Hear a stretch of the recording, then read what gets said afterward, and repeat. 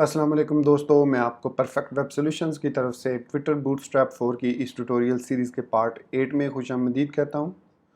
दोस्तों, मेरा नाम इमरान कासिम है और आज के इस ट्विटर बूटस्ट्रैप 4 के वीडियो ट्यूटोरियल में हम फॉर्म्स के बारे में सीखेंगे कि बूटस्ट्रैप हमें किस किस्म के फॉर्म्स प्रोवाइड करता है, किस तरीके की बेसिक स्टाइलिंग हमें प्रोवाइड करता है और उस बेसिक स्टाइलिंग को हम फिर इस्तेमाल करते हुए अपनी मर्ज़ी से चीज़ों को ओवरराइड करते हुए फॉर्म्स को अपनी मर्ज़ी से डिज़ाइन कर सकते हैं। इवन कुछ लोग अगर ये कहते हैं कि बूटस्ट्रैप को यूज़ जब करें तो हम अपनी मर्ज़ी नहीं कर सकते, तो मैं यहाँ पर आपको बताता चलूँ कि ना सिर्फ आप बूटस्ट्रैप यूज़ करके अपनी मर्ज़ी से स्टाइलिंग कर सकते हैं, बल्कि बूटस्ट्रैप को अपनी मर्ज़ी से कस्टमाइज़ भी कर सकते हैं।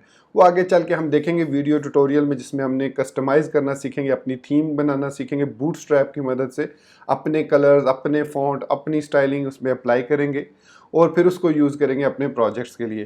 तो फिलहाल आज के इस वीडियो ट्यूटोरियल में हम देखेंगे फॉर्म्स को। तो इससे पहले कि मैं अपने इस वीडियो ट्यूटोरियल को स्टार्ट करूं, मैं आपसे रिक्वेस्ट करूंगा कि अगर आपने अभी तक हमारे YouTube channel perfect web solutions को सब्सक्राइब नहीं किया तो काइंडली इसको सब्सक्राइब ज़रूर कर लें और साथ में मौजूद जो बेल का नोटिफिकेशन आइकन है उसको प्रेस करना मत भूलिएगा, ताकि आपको हमारी आने वाली हर नई वीडियो या सीरीज़ की नोटिफिकेशंस मिलती रहें और आप उनसे अप टू डेट रह सकें। Thank you very much. तो चलिए शुरू करते हैं आज के इस वीडियो ट्यूटोरियल को। तो मैं इस वक्त बूटस्ट्रैप की डॉक्यूमेंटेशन में फॉर्म्स के कंपोनेंट में मौजूद हूँ। जो फॉर्म्स होते हैं वो बहुत ही इंपॉर्टेंट, जैसे मैंने इंट्रोडक्शन में बताया, बहुत ही इंपॉर्टेंट पार्ट ऑफ होते हैं किसी भी वेब एप्लीकेशन का।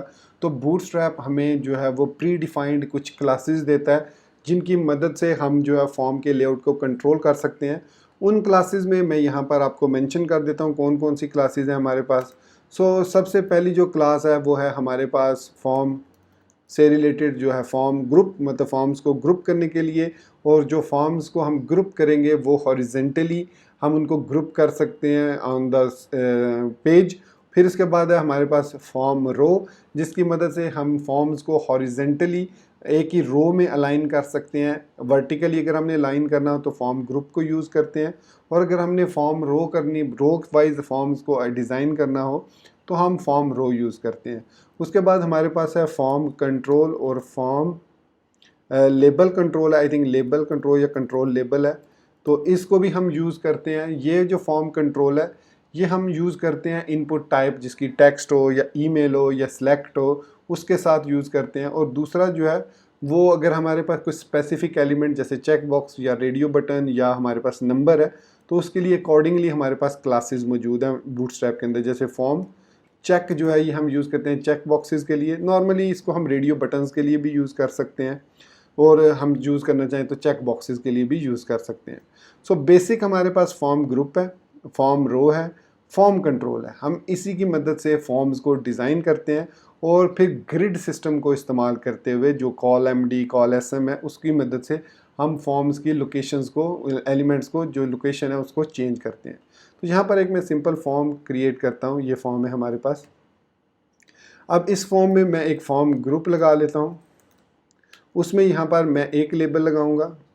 ठीक हो गया। इसका वो पूछ रहा है किस के लिए ये लेबल है, इनपुट नेम के लिए है, और यहाँ पर मैं नेम लिख देता हूँ। और फिर यहाँ पर इनपुट टेक्स्ट लिख देता हूँ, नेम इसका नेम है। आईडी अब यहाँ पर मैं इनपुट नेम दूंगा, क्योंकि जो फॉर एट्रीब्यूट है ये आईडी को फाइंड करता है और कनेक्ट कर देता है लेबल को उस इनपुट के साथ, क्योंकि जैसे आप लेबल पे क्लिक करेंगे वो एलिमेंट, इनपुट एलिमेंट फोकस हो जाता है।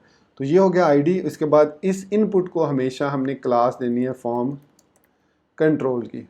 तो बूटस्ट्रैप 4 में फॉर्म कंट्रोल के साथ साथ हमारे पास दो ऑप्शनल आर्ग्यूमेंट्स भी मौजूद हैं, जिनमें एक है एसएम और एक है एलजी। एसएम की मदद से स्मॉलर हम जो है फॉर्म डिज़ाइन कर सकते हैं। ये अब फुल विड्थ है, तो अगर मैं इसको एफ फॉर्म कंट्रोल एसएम कर देता हूँ तो ये स्मॉल हो गया। अगर मैं फॉर्म कंट्रोल एलजी कर देता हूँ तो ये थोड़ा इस तरीके से हो गया। अब इसको बिल्कुल फॉर्म करने के लिए, फॉर्म को बूटस्ट्रैप के फॉर्म कंट्रोल करने के लिए जब मैंने फॉर्म कंट्रोल को यूज़ किया तो अगेन इसने इसको फॉर्म कंट्रोल को फुल विड्थ कर दिया।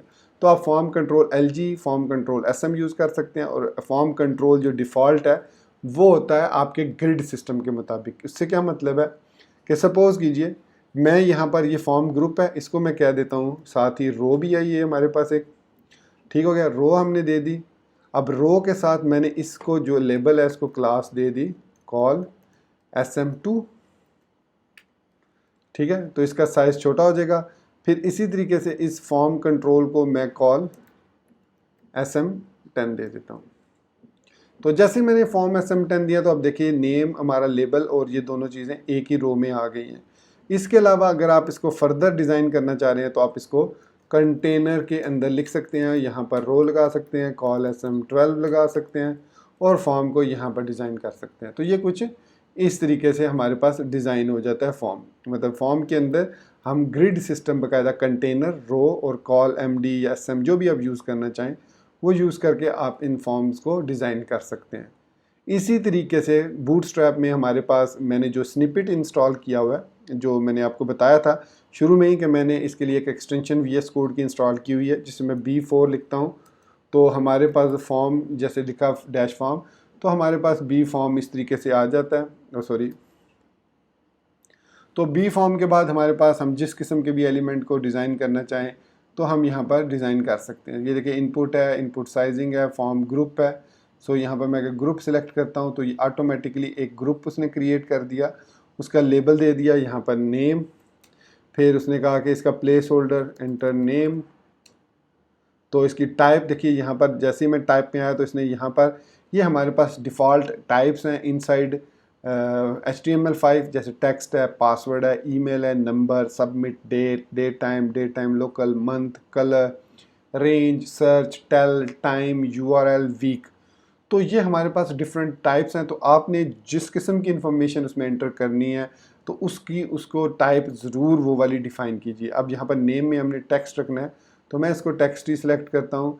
अब वो कह रहा है देखिए नेम फॉर ID सेम है, सो यहाँ पर मैं इसको नेम दे देता हूँ। फिर मैंने टैब दबाया, हेल्प ID क्या देना चाह रहे हैं आपको, सो नेम डैश हेल्प दे देता हूँ। सो एंटर योर नेम दे देता हूँ। तो ये देखिए ये मैंने एक form group quickly using B4 element मैंने डिज़ाइन कर लिया और उसको अपनी मर्ज़ी से जो जो उसने चेंजेस की थी वो करके हमने इसको डिज़ाइन कर लिया। तो इसी तरीके से हम जो है वो और भी हमारे पास फॉर्म्स हैं। तो मैं इसको अगर फॉर्म टैग यहाँ पर लगा देता हूँ तो यहाँ पर मैं अगेन जो है वो B4 डैश फॉर्म डैश लिखता हूँ और यहाँ से मैं इसको फ़ाइल सेलेक्ट कर लेता हूँ। सो सिलेक्ट फ़ाइल किया मैंने। अगेन उसने प्लेस होल्डर बताया कि फ़ाइल का तो खैर प्लेस होल्डर नहीं होता। सो यहाँ पर मैं इसको फ़ाइल दे देता हूँ और इनपुट फ़ाइल दे देता हूँ या फ़ाइल हेल्प दे देता हूँ। सिलेक्ट अ फ़ाइल, ठीक हो गया, सेव किया। सो ये देखिए चूज़ फ़ाइल, ऑटोमेटिकली इसने इसको फॉर्म कंट्रोल फाइल करके इसको क्लासेस दे दी। तो आप भी इसी तरीके से बूटस्ट्रैप की जो एक्सटेंशन है वो आप VS कोड में इंस्टॉल कर लें। इससे आपका काफ़ी सारा टाइम सेव होगा और आप अपने फॉर्म्स को आसानी से सिंपल B4 फॉर्म लिख के आप डिज़ाइन कर सकते हैं। तो यहाँ पर हमारे पास इनपुट जैसे साइजिंग है, हम इनके साइज़ डिफरेंट रख सकते हैं। तो यहाँ पर आप देख सकते हैं फॉर्म कंट्रोल हमने SM दिया है। सो इसको मैं ऐसे ही नेम दे देता हूँ और नेम दे देता हूँ और इसको मैं टेक्स्ट ही रहने देता हूँ और इसको मैं SM कर देता हूँ, ये क्योंकि SM ही है। तो नेम में हम दे देते हैं इनपुट नेम, हेल्प जो है वो help name, enter your name कर देते हैं।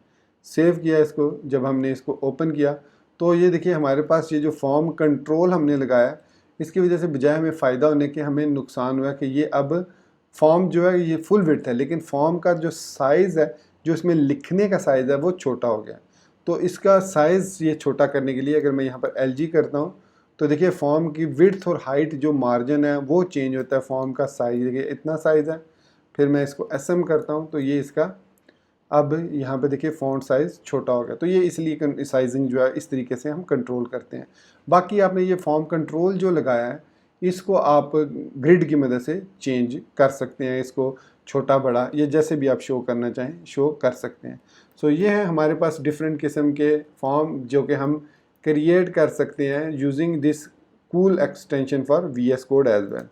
सो यहाँ पर फॉर्म ग्रुप लगा सकते हैं, ग्रुप टेक्स्ट लगा सकते हैं। सेव किया तो ये हमारे पास ग्रुप टेक्स्ट हो गया। तो इस तरीके से हम फॉर्म्स को बहुत ही आसानी के साथ और या फिर अगर आपको कोई प्रॉब्लम आ रही है तो आप यहाँ से फॉर्म की हेल्प भी ले सकते हैं। तो जिस तरीके से बूटस्ट्रैप 4 हमें फॉर्म्स डिज़ाइन करने का फीचर प्रोवाइड करता है, इसी तरीके से बूटस्ट्रैप हमें फॉर्म वैलिडेशन का भी फीचर प्रोवाइड करता है कि हम कुछ क्लासेस को यूज़ करते हुए फॉर्म्स को वैलिडेट भी कर सकते हैं और चेक कर सकते हैं कि आया वो फॉर्म में जो इनपुट है वो वैलिड है या नहीं है। तो अगर हम फॉर्म वैलिडेशन की बात करें तो बेसिकली हमें यहाँ पर, अगर हम वापस डॉक्यूमेंटेशन में आए तो यहाँ पर हमारे पास एक वैलिडेशन का सेक्शन है। सो इसमें कह रहा है कि provide valuable actionable feedback to your user with HTML form validation. So ये कहता है available in all over supported browser. तो यहाँ पर चेक कर सकते हैं क्लिक करके कौन कौन से ब्राउज़र सपोर्टेड है। सो choose from the browser default validation feedback और इम्प्लीमेंट कस्टम मैसेजेस विद और built in classes and starter JavaScript. तो ये कहना ये चाह रहा है कि हम जो है वो बेसिक जावास्क्रिप्ट की मदद से छोटे से कोड लिख के हम फॉर्म वैलिडेशन के फीडबैक को डिस्प्ले करवा सकते हैं। सो सपोज़ यहाँ पर आप देखें, यहाँ पर मैंने एक फॉर्म क्रिएट किया, मैं इसको एक दफ़ा रीलोड कर लूँ ज़रा। तो ये फॉर्म वैलिडेशन में हम आएंगे दोबारा वापस। तो ये देखिए ये एक फॉर्म है, ठीक है। इस पर जैसे ही मैं क्लिक करूँगा, अब इस पर कोई जावास्क्रिप्ट, देखिए यहाँ पर इसने यहाँ पर उसने जावास्क्रिप्ट को कोड ऐड किया हुआ है जिसकी मदद से वो इसकी वैलिडेशन चेक कर रहा है। सो यहाँ पर वो क्लासेस को चेंज कर रहा है और यहाँ पर अगर आप देखें तो वो ये कह रहा है कि add event listener load warm document gate elements bye class name needs validation. तो वो तमाम के तमाम ऐसे एलिमेंट्स यहाँ से उठाएगा जिनको वैलिडेशन की ज़रूरत है। चलिए मैं आपको दिखाता हूँ, मैं इसको कॉपी करता हूँ कोड को और यहाँ पर मैं फॉर्म के अंदर, यहाँ पर ये फॉर्म यूज़ कर रहा है तो मैं इस फॉर्म के साथ इसको पेस्ट कर देता हूँ। सो ये मैंने इसको पेस्ट कर दिया। फ़िलहाल मैं स्क्रिप्ट को यहाँ से कट कर देता हूँ। सेव किया, सेव करने के बाद ये हमारे पास एक फॉर्म डिज़ाइन हो गया, ठीक है। अब मैं इसको सबमिट करता हूँ तो ये कुछ भी नहीं हुआ, इसने कोई वैलिडेशन वगैरह चेक नहीं की। अब मैं यहाँ पर इस जावास्क्रिप्ट कोड को ऐड करता हूँ तो ये देखिए ये क्या करेगा। जैसे ही मैंने सबमिट किया तो उसने कहा यहाँ पर कि लुक्स गुड, क्योंकि हमने नेम एंटर किया हुआ है। यहाँ पर भी लिखा हुआ है लुक्स गुड और यहाँ पर लिखा हुआ है please choose a user name, फिर please provide a valid city. अब ये कैसे आया? ये पहली चीज़ तो ये है कि जो आपने फॉर्म क्रिएट किया है उसके अंदर यहाँ पर हमने एक इनपुट जो है लगाई है। ये देखिए इनपुट टेक्स्ट है। सो यहाँ पर इसकी वैलिडेशन कस्टम, चलो ये तो आईडी है। तो यहाँ पर हमने एक क्लास लगाई है वैलिड फीडबैक लुक्स गुड लिखा हुआ है कि ये उसी सूरत में डिस्प्ले करेगा जब उसकी वैलिड फीडबैक होगी। उस फॉर्म की फीडबैक जो है वो, मतलब उसमें जो इन्फॉर्मेशन है वो वैलिड होगी। और वो कैसे चेक होगी? वो इसने यहाँ पर एक जावास्क्रिप्ट का कोड लिखा है कि जब हमारा फंक्शन है वो ये जब लोड होता है तो वो तमाम उन क्लास नेम्स को उठा लेता है जिसकी क्लास नीड डैश वैलिडेशन है। और अगर यहाँ पर हम चेक करें, सो यहाँ पर नीड वैलिडेशन किस किस के साथ यूज़ हो रहा है, ये देखिए नीड्स वैलिडेशन, ठीक है।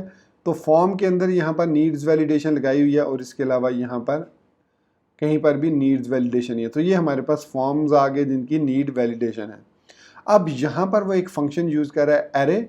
एरे बेसिकली ये एक बिल्ट इन फंक्शन है और हम प्रोटोटाइप की मदद से उसको जो है वो एक्सटेंड कर रहे हैं और फिल्टर करके कॉल कर रहे हैं उस फॉर्म को। फिर उसको फंक्शन एक कॉल बैक हम पास कर रहे हैं। फॉर्म्स वो लेके ये जो वेरिएबल है उसको एक कॉल बैक फंक्शन प्रोवाइड कर रहे हैं और ये ऐड इवेंट लिसनर कर रहे हैं सबमिट। लोड होने पर फॉर्म्स हमारे वेरिएबल में वो डाटा आ जाता है और जब हम form dot add event listener submit करते हैं सो वो यहाँ पर if form dot check validity is equal to false है तो इवेंट डॉट प्रिवेंट डिफ़ॉल्ट कर देता है। इवेंट डॉट स्टॉप प्रोपोगेशन मतलब उस फॉर्म को सबमिट नहीं करता और उसकी डिफ़ॉल्ट बिहेवियर को फॉल्स कर देता है। और उसके बाद फॉर्म में क्लास ऐड कर देता है वाज वैलिडेटेड और इसके बाद इसको फिर वो चूँकि फॉर्म वैलिड नहीं है इज़ इक्वल टू फॉल्स है तो वो उसको फॉल्स रिटर्न कर देता है। Simple is that. अब यहाँ पर इनवैलिड फीडबैक में उसने ये लिखा हुआ है कि अगर इनवैलिड फीडबैक है तो you must agree before submitting है। और जैसे ही मैं इसको सिलेक्ट करता हूँ तो ये देखिए ये ऑटोमेटिकली यहाँ पर ये एग्री टू टर्म्स ग्रीन हो गया। इसी तरीके से यहाँ से मैं अगर जेएलएम सेलेक्ट करता हूँ, स्टेट सेलेक्ट करता हूँ तो ये ऑल गुड। अब हर एक के साथ साथ एक एक क्लास जो है वो वैलिडेटेड की ऐड होगी। अगर मैं इसको इंस्पेक्ट एलिमेंट करता हूँ तो यहाँ पर आप देख सकते हैं फॉर्म कंट्रोल ऐड हो गया और इसके बाद यहाँ पर वाज वैलिडेटेड क्लास जो है वो इसमें ऐड हो गई है और ये फॉर्म कंट्रोल कॉलन वैलिड, ये हमारे पास एक फॉर्म है कंट्रोल की और इसकी मदद से हमने इसका बॉर्डर कलर ग्रीन कर दिया, और जो वैलिड नहीं है उनकी हमने ग्रीन रेड कर दिया फॉर्म को। तो इस तरीके से हम जो है ये इस ऐड इवेंट लिस्नर को सिलेक्ट कर सकते हैं और यहाँ पर हम इसकी वैलिडिटी को, बेसिक वैलिडिटी को चेक भी कर सकते हैं। अब यहाँ पर आप सोच रहे होंगे कि भाई ये इसने किस तरीके से इसको वैलिडेट किया, मतलब यहाँ पर तो हमने इसके कोई वैलिडेशन रूल नहीं लगाया, जैसे ये इनपुट है क्लास, फॉर्म कंट्रोल है, ID, place holder, area describe by है, तो इसमें सिर्फ और सिर्फ एक हमने वैलिडेशन लगाई, ये देखिए रिक्वायर्ड। मतलब इसके अलावा भी हमारे पास काफ़ी सारे HTML5 के एलिमेंट्स हैं वैलिडेशन के, जैसे रिक्वायर्ड के अलावा पैटर्न भी है हमारे पास, मैक्स लेंथ है, मिन लेंथ है, तो उनको भी हम यूज़ कर सकते हैं। और यहाँ पर अब वो ये रिक्वायर्ड है, so please choose a user name, ये इनवैलिड फीडबैक होने की सूरत में वो हमें डिज़ाइन करेगा। और इसके अलावा अगर यहाँ पर मैं max length is equal to 5 कह देता हूँ या min length is equal to 5 कह देता हूँ, min length is equal to 5, और इसको मैं रीलोड करता हूँ, सबमिट करता हूँ फॉर्म को, तो मैं यहाँ पर जैसे ही एक डी एंटर किया उसने इसको वैलिड कर दिया कि ये फॉर्म वैलिड है। सो मिन लेंथ जो है वो आई थिंक मिन लेंथ इस तरीके से इसमें ऐड करते हैं, या मिन मैक्स लेंथ,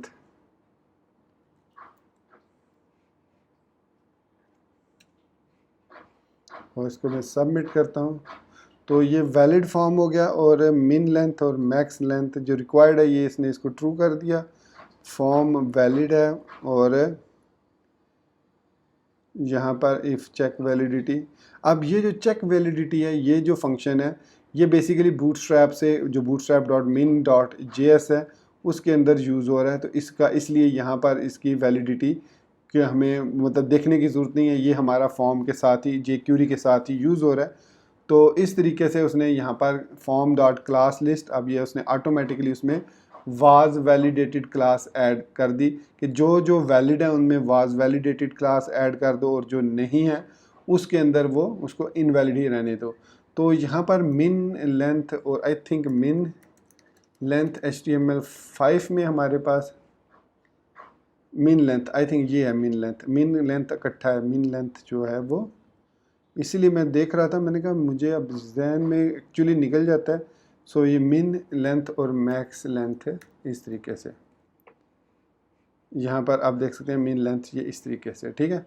रीलोड करते हैं, सबमिट करते हैं, और अब देखिए मेरा फॉर्म वैलिड नहीं हो रहा जब तक कि इसमें लेंथ 5 नहीं हो जाती।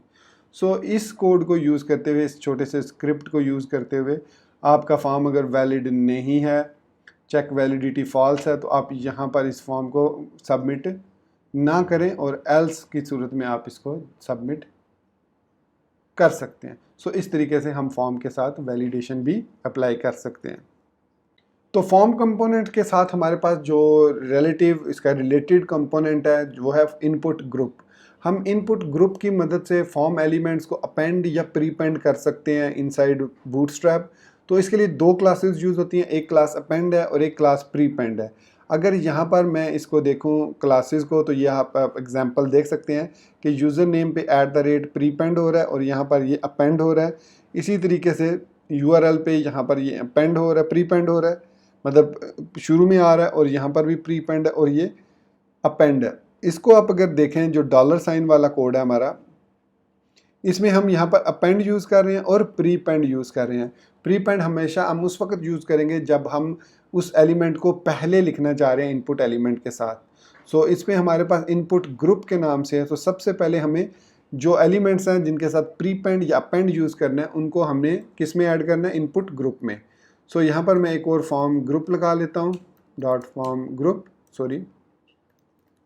और उसके अंदर मैं यहाँ पर इनपुट ग्रुप लगा लेता हूँ। अब इनपुट ग्रुप के अंदर सबसे पहले अगर कोई भी एलिमेंट हम अपेंड प्रीपेंड करना चाह रहे हैं, तो उसको हमें क्लास देना होगी इनपुट ग्रुप प्रीपेंड, ठीक है। अब इसमें जो भी चीज़ आप लिखना चाहें, जैसे मैं कॉपी राइट लिख देता हूँ, और इसके बाद मैं यहाँ पर इनपुट, और उसके बाद यहाँ पर आप देखें तो इनपुट दे देंगे सिंपली तो यहाँ पर इसको बजाय इसके इसने यहाँ पर चूँकि स्पैन यूज़ किया, जो भी आप टेक्स्ट ऐड करना चाह रहे हैं, तो मैं यहाँ पर स्पैन यूज़ कर लेता हूँ और इसको क्लास दे देते हैं इनपुट ग्रुप टेक्स्ट, जो आप टेक्स्ट डिस्प्ले करवाना चाह रहे हैं। सो यहाँ पर मैं कॉपी एंड साइन कॉपी ये दे देता हूँ।